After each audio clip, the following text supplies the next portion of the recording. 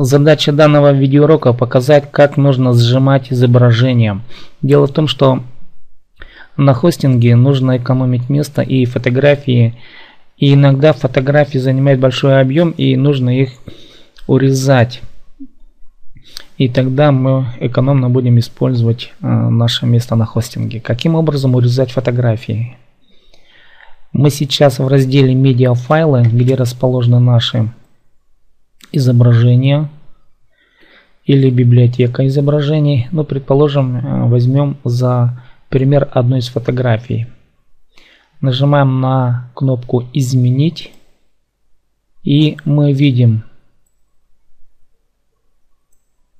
что размеры данной фотографии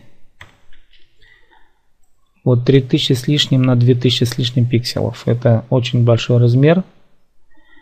И эти размеры нам нужно уменьшить существенно. Как это делается? Внизу в каждой фотографии есть колонка «Редактировать». Не колонка, а небольшая кнопка. И мы нажимаем на эту кнопку «Редактировать».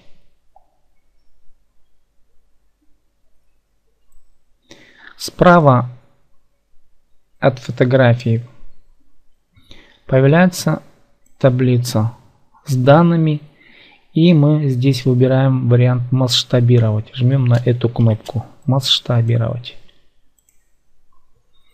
Мы видим, что здесь заданный размер и должны поменять. Рекомендую сделать размер не больше 500 по ширине, и по высоте этой фотографии она выставит автоматически.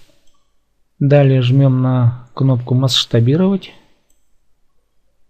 и у нас изображение уменьшено, но теперь еще нам следует это изображение еще сохранить.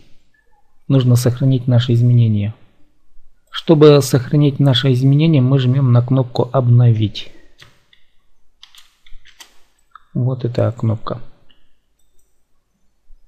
И после обновления мы видим, что размер изображения уменьшился на заданный нами на 500, в данном случае 375 пикселов по высоте. Вот таким образом происходит сжатие файла изображения. Ну и желательно бы еще поменять название файла. В данном случае каждая фотография должна быть названа соответствующим образом. Изменение названия происходит вот в этой строке. Предположим, мы назовем это забор.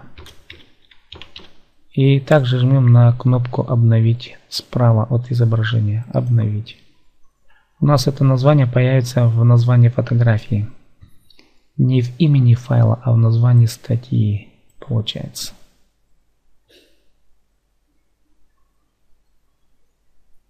Все сделали правильно.